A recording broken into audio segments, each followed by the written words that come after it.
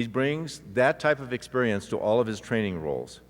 He holds a certificate in the Center of Creative Leadership as a DDI, a Development Dimensions International Certificate Facilitator, and an MBTA Type 1 and 2 certified practitioner.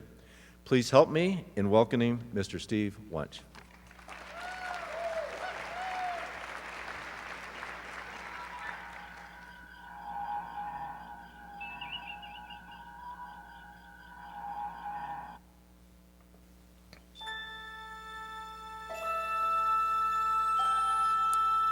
The multifamily space, the final frontier. These are the voyages of the AAMD TechCon. Its ongoing mission? To explore new and efficient technologies, to seek out chatbots and augmented reality, to boldly go where no operator has gone before.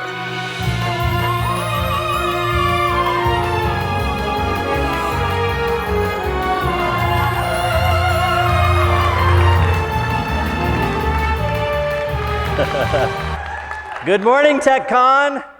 How you doing this morning? Let me hear you say how you doing. I thought they said TechCon. Oh well, just kidding. So welcome to my keynote this morning. I'm really glad that you guys were able to get out there and go against the weather to get yourselves here safely, so I appreciate you being here this morning. My session is called Technology, Set It, Forget It, Regret It. Don't forget to leverage your opportunity to be human. You all have an opportunity this morning to take a look at a lot of technology that's implemented and influencing the multifamily industry. And I want us to just maybe take some time this morning to be a little bit more intentful and intentional about what we do and how we do it when it comes to technology. So first up, let's talk a little bit about why do we wish to automate processes. Anybody got a shout out there? Why do we automate processes? Efficiency. Why else? Convenience. Makes it easier, right? This is from the 90s, back when we were first starting this. You might remember this commercial. For English, say yes. Yes. For security purposes, say your pet's name. Fluffy. Please say your password. Big boy.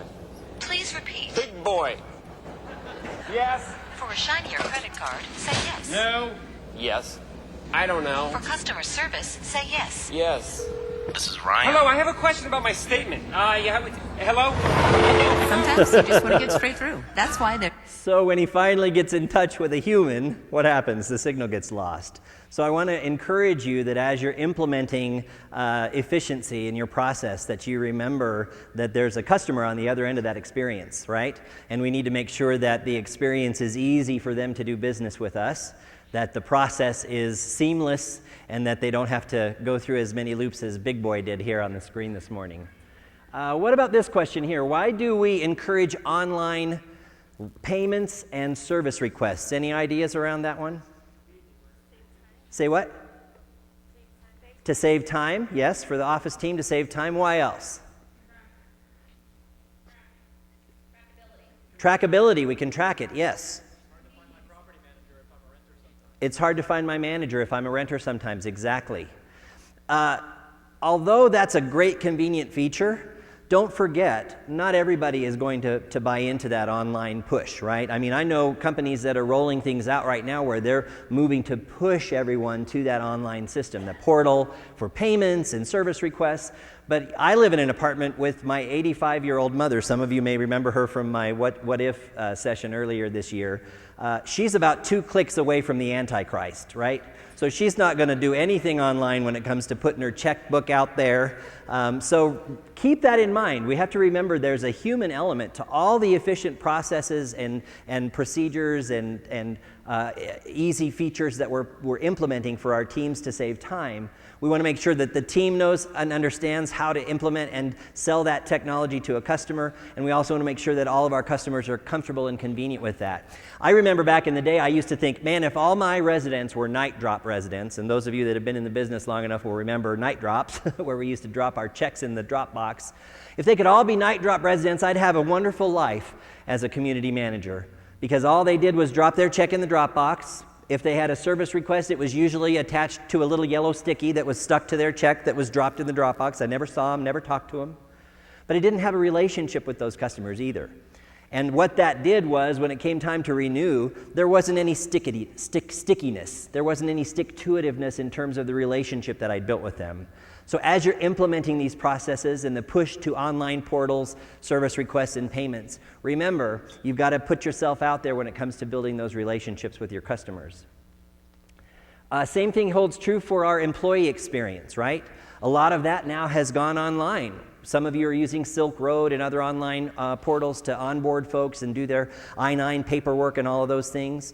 But you have to remember that that employee, their initial experience with your company, that's such a monumental moment for a new employee. So as you go to look at technologies that will help you be more efficient as you onboard a new team member, don't forget that that present moment where there's somebody from the company who's there to welcome them. I know Windsor is here this morning, and Allison Melito does a fabulous job of implementing a new hire onboarding process that makes team members feel valued and appreciated from the very first day, and I think that that's such an important reminder. And then when you think about folks who apply online, you know, they submit their application, they upload their resume, and it goes into the black hole, right, where socks from the dryer and sticky notes go, right? They never hear back from you. So remember, there's someone else on the other end of that experience who's waiting to hear. So don't let that technology take the place of an email that says, thanks for your submission. While we're not considering you for this particular opportunity, we might have something available for you, so we'll keep you in our pipeline for the future. And then what about chatbots? Anybody out there actually using a chatbot right now that could share a little bit of experience? I think we have a microphone back there at the Starry table. Anybody using a chatbot in person right now? Using it, or leveraging the technology? I'll go with either. Okay. So can you've got a pretty good inside voice. You want to just stand and share? Oh, Nancy! Come on, Nancy. Let's hear. Oh, okay. Can everybody hear me? There we go. Yes. My jam. I use that when I'm trying to multitask and not be on the phone. Yep. Because I feel like sometimes I can be very specific and not go from one call. Yesterday's a perfect freaking example. One call with AAMD. Oh. And I just said, I don't want you to take me anywhere else. I want to talk to somebody right now. Right. But then when I started doing the chat box, somebody's helping me. So it just, I can do two things at once. Yep. They got to look it up, and I can continue multitasking. That's great. So I use it a lot. Excellent. Thanks for sharing that, Nancy. Let's give Nancy a round of applause, ladies and gentlemen. You know, and I mean, I've used it as a shopper at Amazon. I love the chatbot. It's so much easier than dealing with someone who might even perchance be in a different country and has a difficult understanding my English. So it does help. But, you know, chatbots can do a lot more. Let me show you what Google has in mind for what chatbots could potentially do. The progress with the assistant. As I said earlier, our vision for our assistant is to help you get things done. It turns out a big part of getting things done is making a phone call. You may want to get an oil change schedule, maybe call a plumber in the middle of the week, or even schedule a haircut appointment. You know, we are working hard to help users through those moments. We want to connect users to businesses in a good way. Businesses actually rely a lot on this, but even in the US, 60% of small businesses don't have an online booking system set up. We think AI can help with this problem. So let's go back to this example. Let's say you want to ask Google to make you a haircut appointment on Tuesday between 10 and noon. What happens is the Google Assistant makes the call seamlessly in the background for you. So what you're going to hear is the Google Assistant actually calling a real salon to schedule the appointment for you. Let's listen.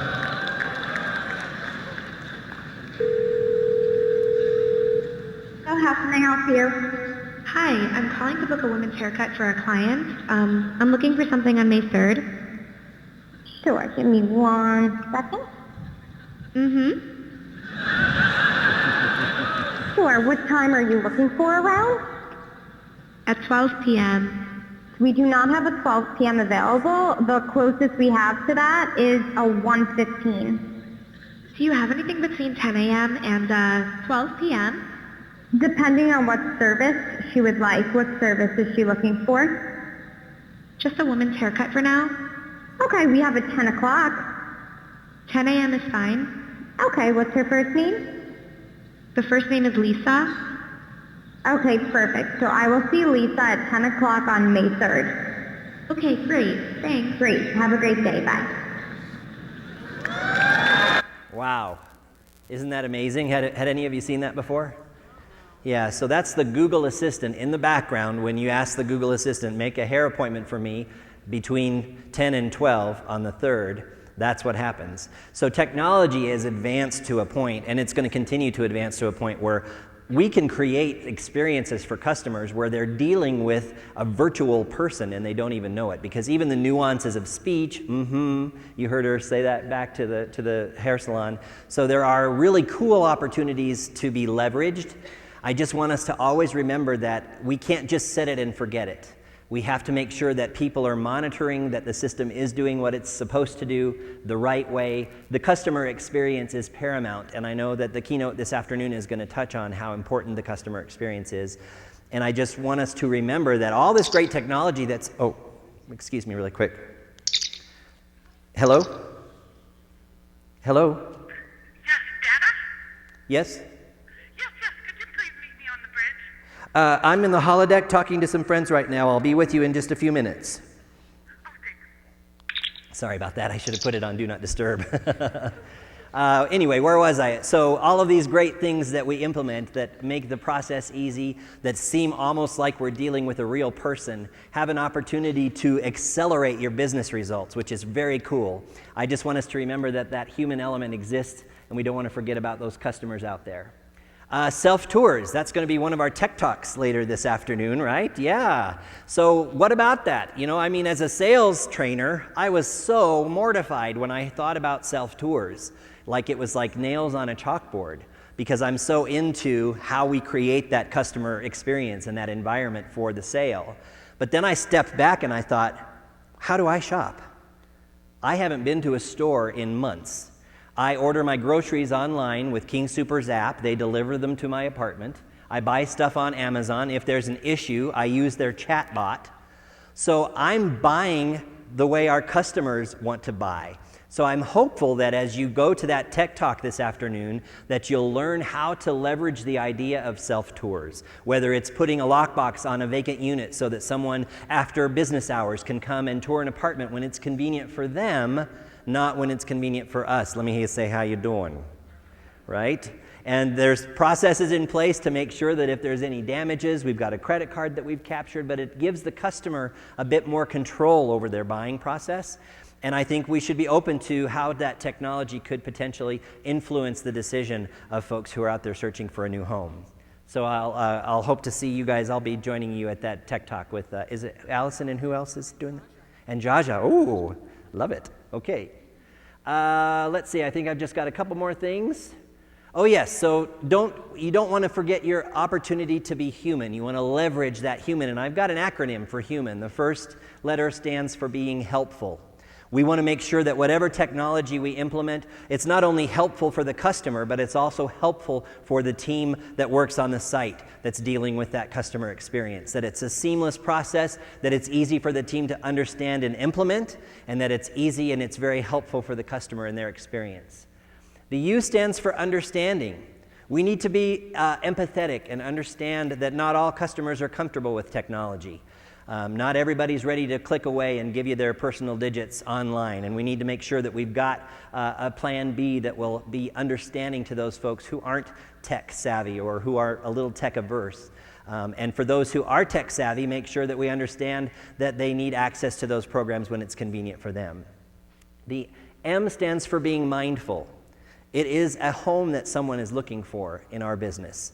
And we always want to be mindful of the fact that whatever we put in place, whether it's a brand new leasing consultant who's excited to sell and has a real zest and fervor for what they do every day, or it's a chatbot or a new online program that helps us to be more accessible to our customers, we want to be mindful of the experience that we're building for our customer, that it's a seamless, easy to do business with experience that keeps their best interests at heart.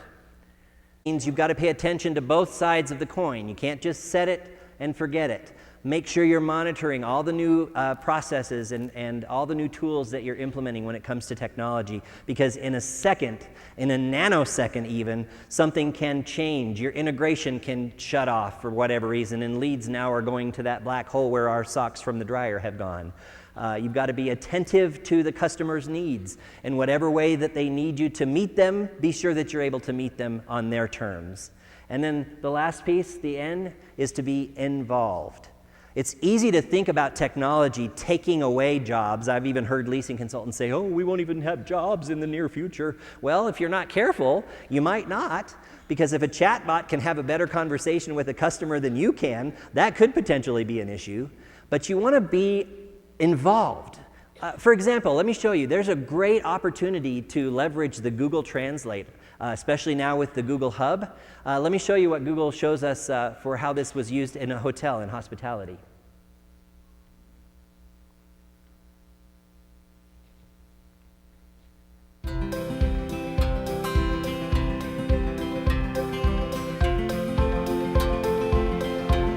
Hi there. How can I help you? Hola, ¿habla español? Sorry, I only speak English, but you can select the language you speak. Español. Hey Google, be my interpreter. What language should I interpret to? Spanish. Okay, go ahead. How can I help you? ¿Cómo puedo ayudarte? Estoy buscando un lugar para almorzar antes de ir al aeropuerto. I'm looking for a place to have lunch before going to the airport. What would you like? ¿Qué te gustaría?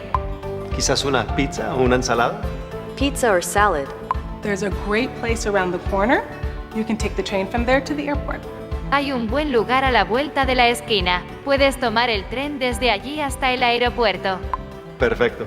Gracias. Perfect. Thank you. No problem. We hope you enjoyed your stay. Esperamos que hayas disfrutado tu estadía. Pretty cool, huh?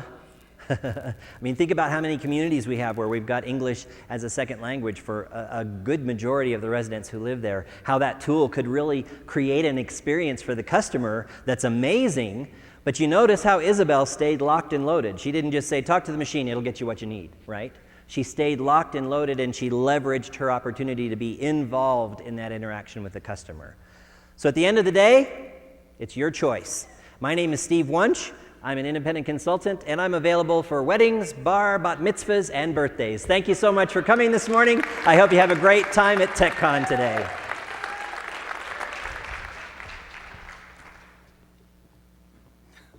That was amazing. I can't think of a better way to start off TechCon 2020, so thank you to Steve. Now, you guys have until 11 a.m. Before the next the first Tech Talk session starts. So what are you going to do until 11 a.m.? You're going to go and visit all of our amazing sponsors up here in this level. You're going to meet everybody and shake hands. And then you're going to enjoy lunch down here. There's fabulous lunch. Go to all the sessions. They're insanely great. And then back here at 2:30 for Antoine DuPont, because he's going to blow your socks off too. So thank you so much for being here, and enjoy the day. Talk to you later.